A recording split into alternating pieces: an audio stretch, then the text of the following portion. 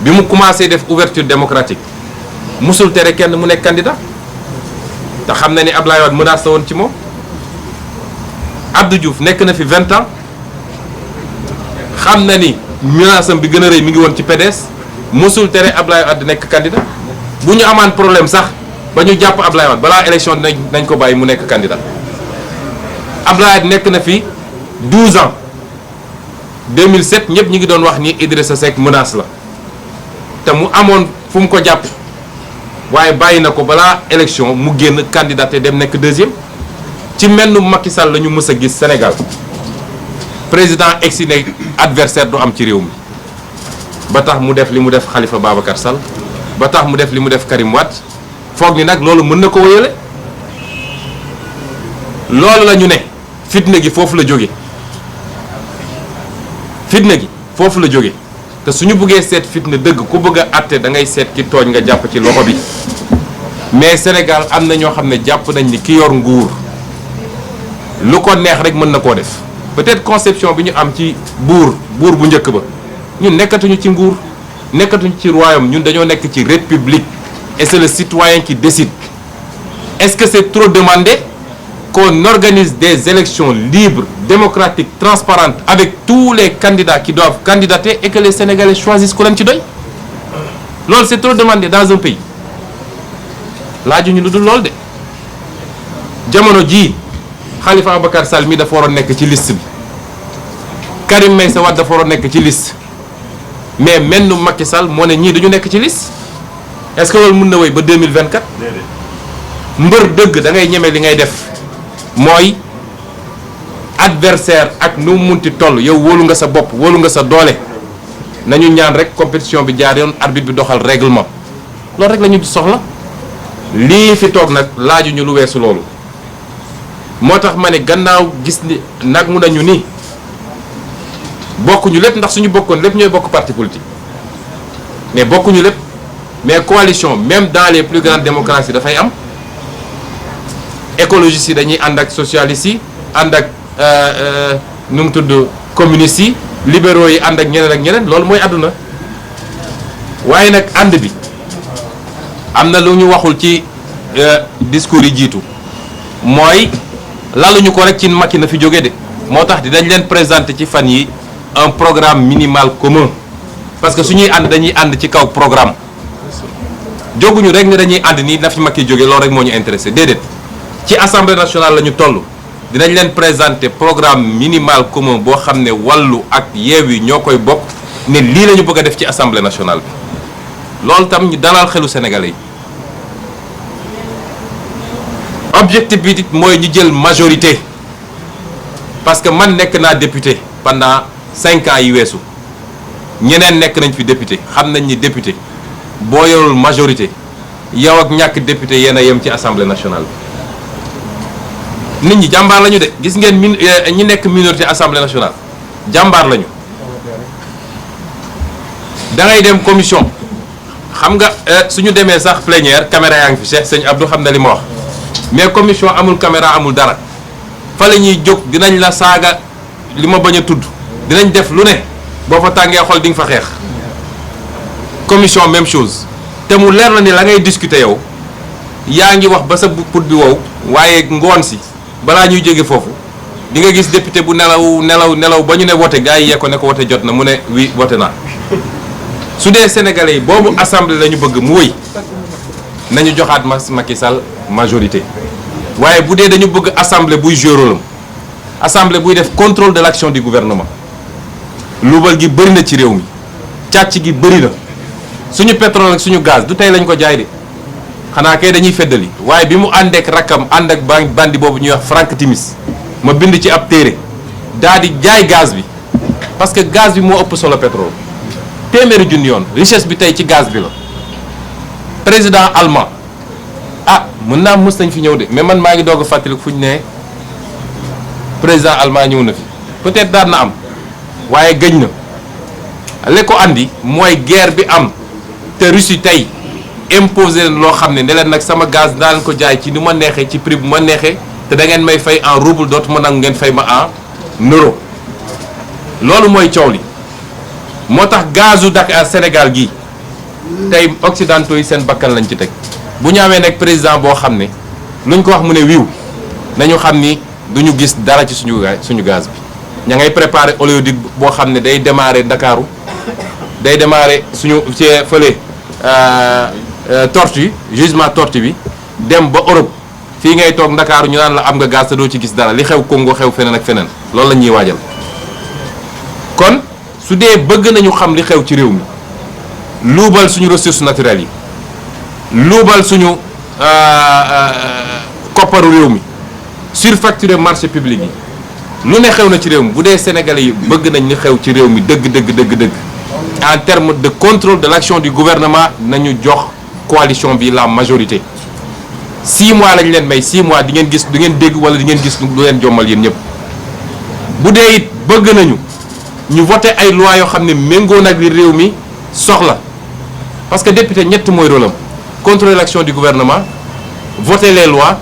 et la fonction de représentation mooy xool li xew ci dëkk bi te du yoon boo demee assemblée nationale nga défendre ko fa bu dee loolu la ñu bëgg ci député man de député woon la defe naa taxaw naa ci assemblée lu Sénégal yëpp teg seen bët Mamadou Lamine Diallo mii député la ñëpp teg nañ seen bët li mu def Cheikh Abdou Bara Dolly même chose keneen ak keneen ci ñëpp ñu nekkoon député opposition nag nañ ma libal benn député pouvoir boo xam ne mun nañ ne ràññee nañu taxawaayam assemblée nationale bañ nañ bu session bu amee la ñuy jàllale lépp mooy intervention opposition doo fa gis ñu jàllale intervention waa pouvoir bi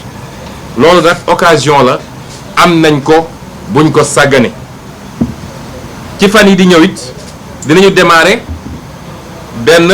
tournée préélectorale parce que élection dañ koy préparer dinañu fexe ba am plateforme bu ñu bokk te ma wax ni nag man de la ma fas yéene mooy ubbi tournée préélectorale boobu fële ci Fuuta ndax ki yaakaaroon ni titre foncier la fa am bi mu demee ba jaaxle fexe na ba suñu liste ñun compétirul foofu Sénégal kenn moomul fépp fenn te ñëpp lot waa Fuuta ñoo gën a sonn kuy sonn tey nett ko bandum bi gisuñu ci dara lu dul ay dige foofu lañ koy commencer ndax am nañu yéene ci ñoom nag la ca des nag mooy fañ jëm dinaa ci wax ñaar ba ñett fa lay daanele bu ci njëkk mooy di araftu préfet de Dakar ni ñu araftuwee waa DG l'autre jour parce que dafa jot gis nga lu nit defati dañ koy wax ne moom moo ko def te tudd ko ba pare tiiñal ko ba askan wi xam parce que da ngay gis benn waay boo xam ne bureau lay toog taal climatiseur am di def loo xam ne mun na andi ci réew mu fitna boo xam ne lu ne xaj na ci loolu moo fi war a jeex fonctionnaires yi nañu delloo seen xel man j'ai été fonctionnaire et j'ai toujours refusé d'appliquer un ordre manifestement illégal parce que loolu droit administratif la ñeneen DGE ñu sant leen sant ñu xam ni lii du yoon ñu def ko tey lu am ci problème ci fitna ci réew mi ñoom ñett ñooñu la ñu ko def ak seen ministron bi ko def bi leen ko sant loolu il faut mu jeex ci réew mi tey waroon nañu def suñu manifestation ñoom bañal nañ ñu ko ne am na ñeneen ñu fa déposé sànq dama yebal ndaw ne ko dem leen ngeen xool manifestation bi lii mooy manifestation bi benn camion lañ fa gaare ak benn tente juróomi nit amu fa lii moo tax ñu tere ñu suñu manifestation est-ce que tappale yu mel nii mun nañ ko continuer ci réew mi on a été républicain nag cette fois-ci ñu bëri ci xale yi dañ ne woon dañuy dem par force ñu ne leen déet on a été républicain mais bu soobee yàlla mercredi bii di ñëw gannaaw yàlla mi bind xanaa yàlla wàcce fi benn taw bu fort a fort bu orage waaye bu dul loolu gis ma lu ñu mën a tee ma def suñu manifestation bu soobee yàlla loolu it on donne date ñaareel bi mooy wax ak militants yi ak sympathisants yi ak sénégalais yi fi mu ne nii 31 juillet mooy objectif bi ñun ñëpp on doit être focus sur l'objectif bu ñu dara distraire amuñu jot bu ñuy tontoo ay opposants yoo xam ne xëy suba bu ngoon jot wër plateau yi di wax ci ñun du ngeen mës a gégg ñu wax ci ñoom parce que intéressé wuñu benn adversaire la ñu am mooy Benno Bokk Yaakaar ak Macky Sall taluñu keneen ku jàpp ni nag wër plateau télé yi mbër Yewwi Askan Wi nii wàllu naa Ousmane Sonko nii diw naa le 31 juillet bu ñu commencé wàññi la ñuy xam lan mooy loo liggéey politiquement. Donc militants et sympathisants yi bu leen kenn distraire bu leen tontu kenn. On a qu'un seul objectif, c'est prendre l'Assemblée nationale le 31 juillet. On a qu'un seul adversaire, c'est Benno Bokk Yaakaar. leneen lu dul loolu taluñu ko yéeguñu ko. ñetteel bi mooy wax nit ñi tam nii investiture fépp la métti mais su ñu defee sacrifice yëpp ñu def ñun c'est parce que réew mi la ñu jiital ci lépp. moo tax képp ku réew mi ñor quelle que soit say frustration ci investiture yi muy waa Wallu muy waa Yewwi nag ñëpp laa waxal ku bëgg a liggéey réew bi rek loolu rek la tax a jóg bis bu ñu yeggee fi ñu war a yegg kenn ku ne di nga am lu la doy ci liggéey waxuma seddoo gâteau de waaye kenn ku ne dinañ la jox lu méngoog sa capacité te di nga am lu la doy ci liggéey. mais suñu nee 165 députés rek ñëpp ñu sommes des milliers ñëpp mënuñ cee ne kon bu dee dëgg-dëgg réew mi moo ñu ñor te ñëpp d'accord nañ ni Macky Sall lajj na ñëpp remobiliser wu autour de l'essentiel ñu commencer une pré-campagne comment préparer une bonne campagne 31 juillet ñu pare ak Macky Sall. ñetteel bi may daanelee mooy la justice de ce pays conseil constitutionnel. parce que li nit ñi di laaj nag jaaduwul de c'est-à-dire li dal tey Benno Bokk Yaakaar bu doon dal na beneen coalition tey kenn du wax am na ñu ñu fi éliminé parce que nee nañ seen parrainage matul moom bi parrainage am ëppee ñu ne kenn du ko fi éliminé nga dégg ay nit naan waaw jàmm réew mi mooy nañu fexe ba liste yëpp dem loolu la justice est par terre la justice ne doit pas fonctionner comme ça. te président conseil constitutionnel annoncé na la couleur ndax bu ñoom nga xam ne kenn mënul fexe ba ñu wax bu demee ba di def interview dem def ko nag ci seen journal naan ay équilibre rek ay nangam ñun Yewwi Askan Wi on est demandeur d'aucune compromission li ñu wax mooy que le droit soit dit et uniquement le droit et le droit ce qu'il dit c'est que Benno Bokk Yaakaar warul bokk ci élection bi faut que loolu mu leer. parce que leneen lu ñu def compromission la compromission bi nag bu dee seen diggante ñoom ak conseil constitutionnel ak ministre de l'intérieur boo xam ne foog na ni moom ñor na muus na ba di def ay manœuvres ne naa def lii ci liste Yewwi Askan Wi bu ko defee mu doon porte de sortie pour le conseil constitutionnel mu ne naa récupérer ñëpp. Yewwi Askan Wi n'est demandeur d'aucun compromis à fortiori compromission waxuñoo kenn seetiwuñu kenn recevoir ñu kenn. fa ñu toll fi ñu nekkoon la ñu nekk mooy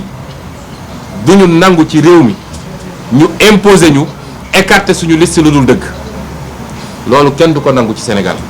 waaye li ñu wax mooy on exige du conseil constitutionnel qui applique la loi dans toute sa rigueur et cette loi dit que Benno Bokk Yaakaar warul bokk ci élection bi loolu mooy suñu revendication. lii la ñu bëggoon tënk ci wax ji di féliciter ñëpp nag sànq bi. waa Wallu di introduire dañu wax ni c'est Wallu qui est venu vers Yewwi déedéet dañoo dox daje parce que ñun ci suñu bopp dañoo amoon yëg-yëg boobu ak yitte boobu waxtaanaat ci ba jox président conférence des leaders jox ko mandat pour mu def les démarches pour jege si waa Wallu ñu toog waxtaan te yàlla def na ko ñu ngi ciy gërëm suñu borom ñu xam wax sénégalais yi ni seen espoir moo tax ñu def lii ñu def di ñaan yàlla mu mottali ko ci ni mu gën a rafetee mooy premier acte bi doon le 31 juillet ñu jëlaat suñu réew ñi war a compétir yëpp compétir sénégalais yi tànn ci seen teefu bakkan seet ku leen doy may daaneel nag di wax ni Macky Sall fii léegi mi ngi ci bopp Sénégal stabilité bi nit ñi bëgg du am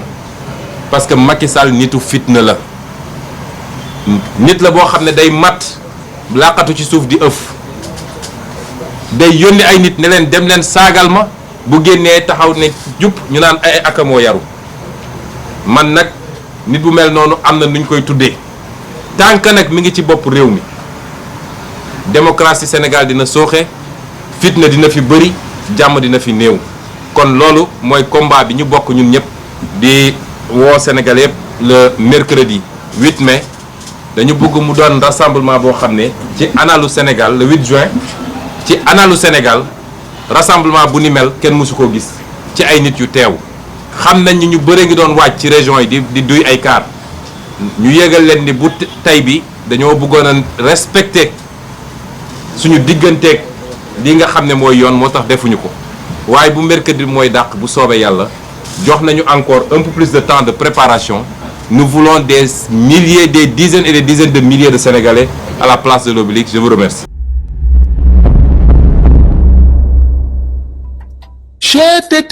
mais yow sa waay yow fu ñu la fekk yaa ngi ci kanamu ordinateur bi wala sa kanamu tablette ba sa téléphone portable lu xew. mais damay lire ay information waaw xoolal boo bëgg am ay information yu leer nañ et en temps réel duggal ci www.senegal7.com ay information yu wóor. man de maa ngi application Sénégal 7 lépp lu xew dama koy jot ci sama téléphone ci tàng bi te nag application Sénégal 7 am ko yomb na da ngay dugg ci Play Store wala Apple Store nga télécharger ko rek xam li xew ci réew mi ak la xew ci bitim réew te nag dara du la ci umpu. Vous voulez des informations en temps réel? Cliquez sur www.senegal7.com. Sénégal 7, le roi de l'information en temps réel.